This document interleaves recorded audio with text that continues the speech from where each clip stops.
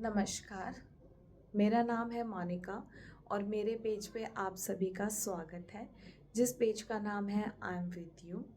अगर आप मेरे चैनल पे नए हैं तो प्लीज़ सब्सक्राइब और बेल बटन ज़रूर प्रेस कीजिएगा ताकि आपको लेटेस्ट वीडियो का नोटिफिकेशन मिलता रहे। साथ में साथ अगर आप इस वीडियो से रिलेट करती हैं तो प्लीज़ आप कमेंट बॉक्स पे ज़रूर अपने सजेशन या इससे रिलेटेड कोई भी क्वेरीज़ हो तो आप उसको मेंशन कीजिएगा। मैं जितनी जल्दी हो सके उस चीज़ का एक सॉल्यूशन निकाल के आपके सामने लेकर आऊँगी। अगर आपके मैं किसी भी तरीके से मदद कर पाई तो मुझे बहुत खुशी होगी। तो चलिए, मैं आज की पहली वीडियो जो मैंने बनाई थी उसका पार्ट 2 बनाते हैं। इस पार्ट 2 में जो मैं आपको बताऊंगी कि सारी कन्फ्यूज़न, सारी टेंशन और सारी डिप्रेशन से आपको कैसे निजात मिलेगी, बशर्ते आपको उसको फॉलो करना है। मैं अच्छे तरह से जानती हूँ कि चीज़ें करना, एक्ट करना बहुत मुश्किल होता है। हम औरतें जो होती हैं सह तो लेती हैं, सहना बहुत इजी हो जाता है, लेकिन जब एक स्टैंड लेने की बात आती है तब वहाँ हिम्मत जवाब दे जाती है। लेकिन आपको करना होगा।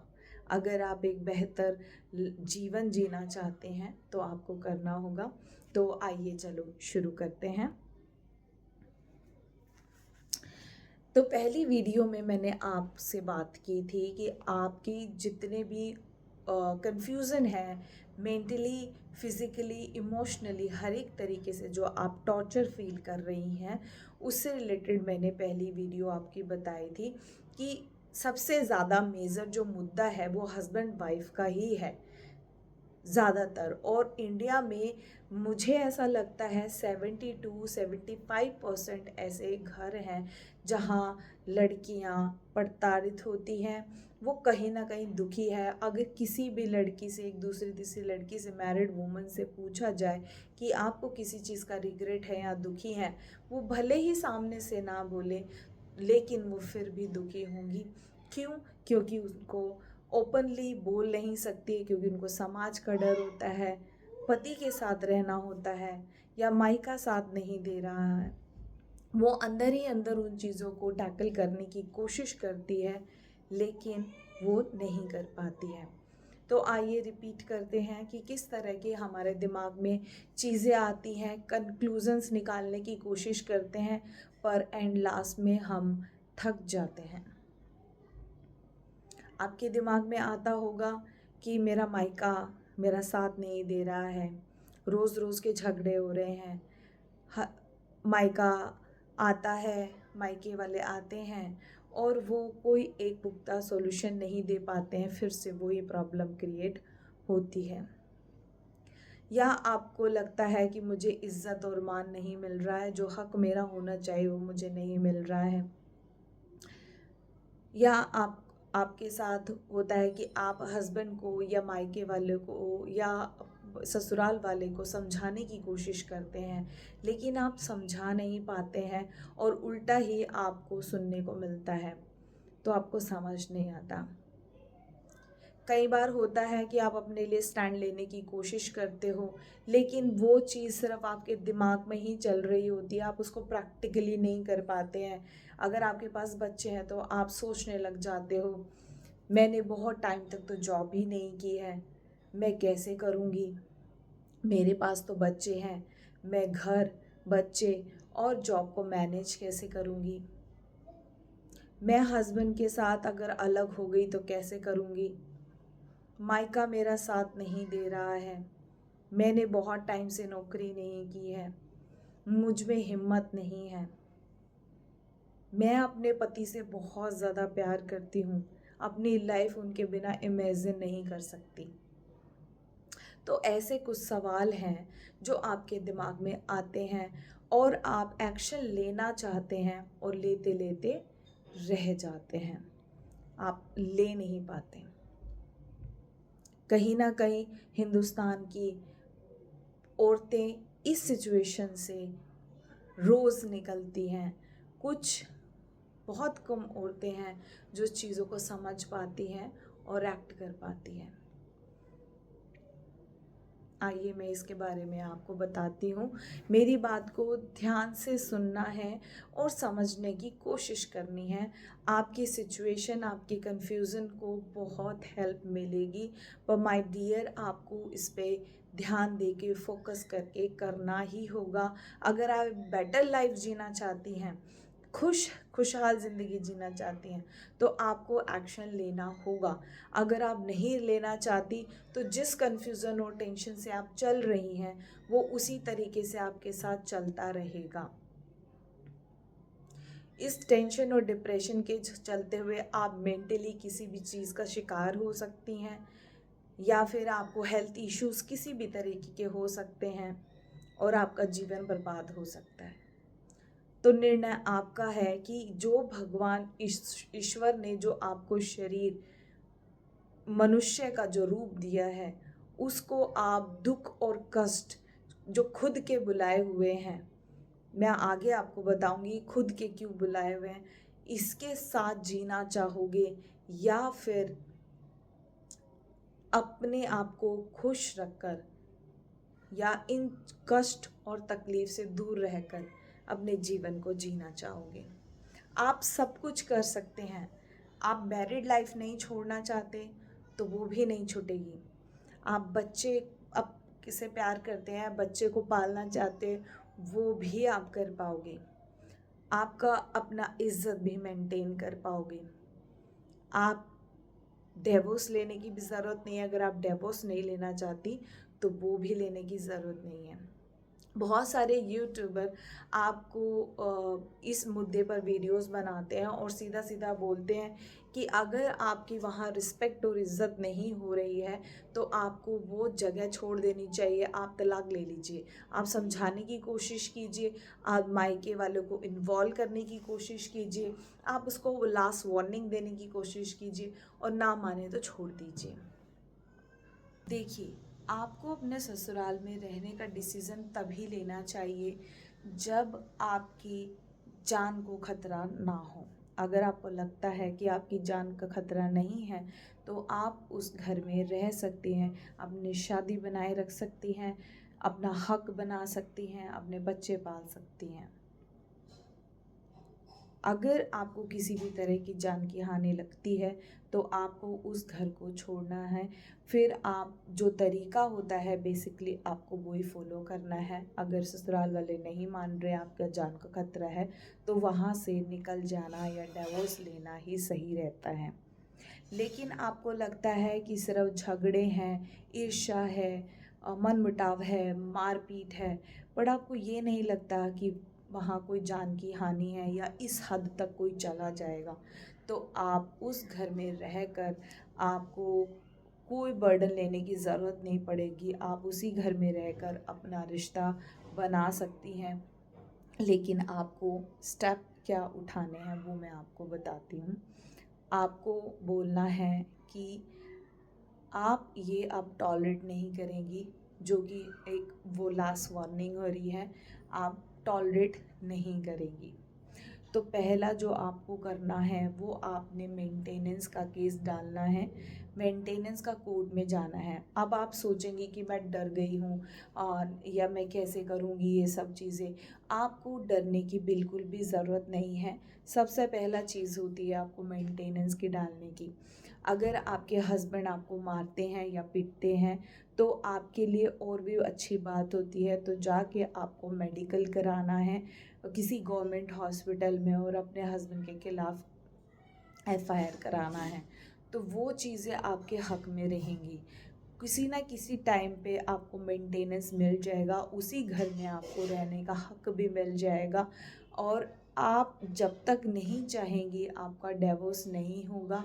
अगर आपके पास एक बच्चा है या दो बच्चे हैं, एक होता तो माँ को ही मिलता है, दो है तो हो सकता है वो आपको अलग अलग मिले।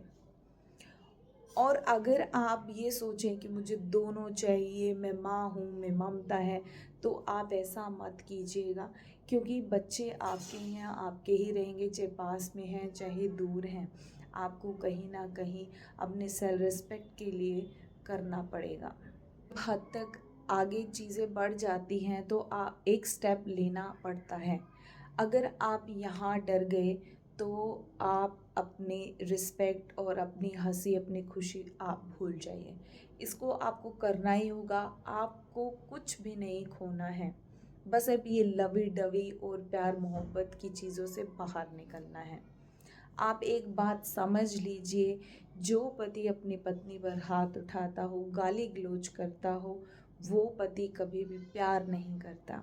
तो आप पति पत्नी का रिश्ता सम्मान पर टिका होता है। अगर वो आधार ही नहीं है तो वो रिश्ता नहीं चल सकता। तो अगर वो आपका सम्मान आपको नहीं देता है तो उसके लिए आपको लड़ना पड़ेगा। आप बेफिक्र रहिए, ना ही आपकी शादी टूटेगी जब तक आप नहीं चाहते, ना ही आपके बच्चे आपसे दूर रहेंगे, चाहे 1 हो, चाहे 2 हो या 3 हो। आपको सिर्फ मेंटेनेंस का केस डालना है। पति अगर मारता पीटता है तो आपको उसके खिलाफ कंप्लेंट करानी है।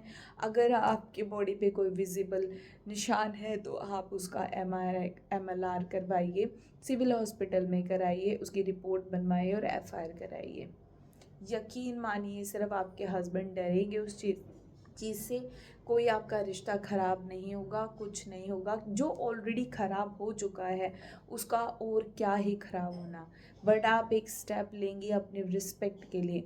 एक बार आप उनको बता देंगे कि आप ये इसके बाद टॉलरेट नहीं करेंगी, मजाल है जो आप पे वो दोबारा हाथ उठा लें।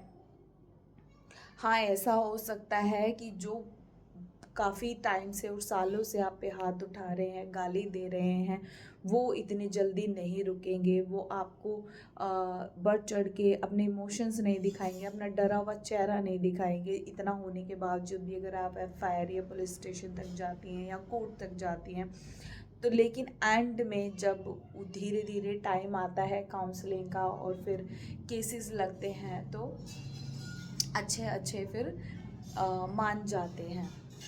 तो आपको डरने की ज़रूरत नहीं है। अगर ना भी माने तो क्या फ़र्क पड़ता है। इंडिया में औरतों के लिए बहुत काम होते हैं। आप जॉब कर सकती हैं, अगर आप थोड़ी पढ़ी लिखी हैं, पार्लर का काम कर सकती हैं, या कोई भी आप कोई भी कोर्स छोटा मोटा करके अपना काम शुरू कर सकती हैं। आप बाहर फूड का जो इतना अच्छा बिजनेस चलता है, कुछ भी कर सकते हैं। बस आप में हिम्मत होनी चाहिए। आप अपने पति के घर में ही रहेंगी, बच्चों के साथ रहेंगी, उन्हीं की प्रॉपर्टी में रहेंगी, आप अपना काम कर सकती हैं। जब आपको उनसे मेंटेनेंस और खर्चा मिलेगा, जब मिलेगा, वो एक आपकी एक सेविंग हो जाएगी। यकीन मानिए ऐसा ही होता है। किसी की बात पे आपको नहीं आना है, ना ही लॉयर की बातों पे, ना कोई डराता है आपको नहीं डगमगाना है, ना ही हस्बैंड आपको मैनिपुलेट करने की कोशिश करेंगे, ओवर पावर होने की कोशिश करेंगे। आपको डरना नहीं है। हो सकता है आपके मायके वाले, आपके माता पिता आपको बोलेंगे ये क्या कर रही है, क्या हो रहा है, ऐसे करेगी तो रिश्ता ख़राब हो जाएगा। हो सकता है आपको कुछ ना कुछ बोले, तो आपको ओवर उस पावर होकर उस चीज़ का सामना करना है, अपने रिस्पेक्ट के लिए खड़ा होना है। जब आप एक पावर पोजीशन पे पहुंच जाएंगी तब कोई भी आपको नहीं बोलेगा। आप ये करके देखिए, क्योंकि हम लड़कियों का यही प्रॉब्लम होता है, एक आगे स्टेप नहीं ले पाती हैं। अकेले होने की वजह से सब कुछ सहन करती है, वो आपको नहीं सहन करना है। चलिए अब मैं दोहराती हूँ कि मैंने क्या बात बोली है। जब पति पत्नी के बीच में बात नहीं बनती है तो सही तरीका लास्ट वार्निंग देकर एक दूसरे से म्यूचुअली डिवोर्स करना होता है, ये सही है। लेकिन अगर मैं औरत के मन की बात करूं कि आपकी शादी को बहुत टाइम हो गया है और आप वो शादी नहीं तोड़ना चाहती और आप उसी शादी में रहना चाहती हैं, या कोई भी रीज़न हो फाइनेंशियली या किसी भी तरीके का, तो मैंने उसके लिए आपको सॉल्यूशन दिया। आप उसमें शादी में रह सकती हैं, आप डिवोर्स आपकी मर्ज़ी के ख़िलाफ़ नहीं होगा, आप वहीं पर रहकर। बस शर्त ये है कि आपको ये नहीं लगना चाहिए कि आपकी जान को खतरा है। अगर आपकी जान को खतरा नहीं है तो आप उसी घर में रहकर अपने लिए हक के लिए लड़ सकती हैं। अगर आपको खतरा महसूस होता है तो म्यूचुअली डिवोर्स लेने में ही समझदारी है। अब यहाँ सवाल आता है कि आपको जान का खतरा तो है, म्यूचुअल डाइवोर्स आप करना चाहती हैं, लेकिन आपके हस्बैंड म्यूचुअल डाइवोर्स नहीं लेना चाहते। वो खींच रहे हैं चीज़ों को, चाहे वो आपके कैरेक्टर पे हो या आपके नेचर को उछाल रहे हों कि आप एग्रेसिव हो, ये हो, या आपका कैरेक्टर ख़राब है, तो इस तरह की चीज़ें होंगी। आपको मेंटेनेंस लेने में भी टाइम लगेगा, लेकिन आपको वो चीज़ हिम्मत नहीं हारनी है। एक टाइम पे आपको अपना काम बनाना है, एक टाइम पे आपको ज़रूर मिलेगा, वो आपकी एक सेविंग हो जाएगी। तो आपको किसी भी चीज़ के लिए घबराना नहीं है। अगर आप ये सोचें कि मेरे हस्बैंड के साथ तो मेरा रिश्ता बिल्कुल ही ख़राब हो गया, आपके हस्बैंड का रिश्ता आपके साथ पहले ही ख़राब हो गया था, जब उन्होंने आप पे हाथ उठाना शुरू किया था और कॉन्टिन्यूसली हाथ उठाते रहे। तो ये आपकी गलत फहमी है कि अगर आप स्टेप लेती हैं तो आपका रिश्ता बिल्कुल ही ख़राब हो गया। जो ऑलरेडी ख़राब है वो ख़राब ही रहेगा ना। अब वीडियो को ज़्यादा लंबी ना करते हुए मैं यहाँ स्टॉप करती हूँ। आशा करती हूँ कि मैं आपको बहुत अच्छे से समझा पाई हूँ, और अगर कोई इस चीज़ को आप ध्यान से सुनिए, बार बार रिपीटेटिव देखिए, और जो लड़कियाँ इन सब चीज़ों से जूझ रही हैं वो एक बार करके देखिए। आपको स्टार्टिंग में मुश्किलें लगेंगी, बहुत बर्डन लगेगा, बहुत प्रॉब्लम होएगी, पर धीरे धीरे जब आप एक बार काम करना शुरू कर देंगी, चीज़ें मैनेज करना शुरू कर दें, तो आप थोड़ा सा हल्का हल्का फील करना शुरू कर देंगी। अगर इसके अलावा भी आपको कोई दिक्कत या कोई भी टेंशन या और भी इससे अलावा कोई कन्फ्यूज़न होती है, तो आप मुझे कमेंट बॉक्स में ज़रूर बताना, या इसके अलावा और भी कोई प्रॉब्लम है तो आप प्लीज़ मुझे बताइएगा। मैं उसके ऊपर एक वीडियो ज़रूर शेयर करूँगी और अपना एक्सपीरियंस शेयर करूँगी। तब तक के लिए नमस्ते।